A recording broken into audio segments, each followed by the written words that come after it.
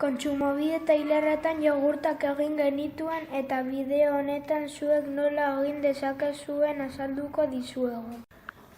Osagai hauek behar dira esne, jogurta, azukrea, kristalezko potea, egunkariak eta aluminiozko papera. Lehenengoz errezeta ondo irakurri genuen eta koloreztatu genuen.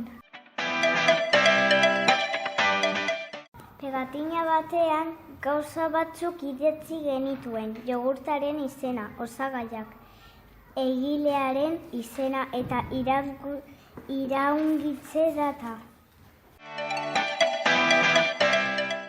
Esnea berotu genuen eta bero zegoenean jogurta bota genuen eta ondo irabiatu genuen.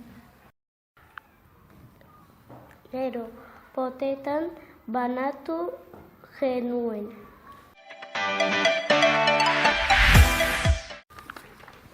Ondoren poteak estali genituen ilun egoteko, lehenengoz egunkariz eta gero aluminiozko paperaz.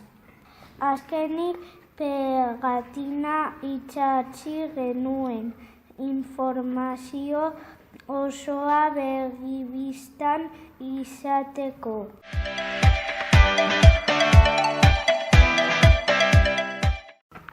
Ez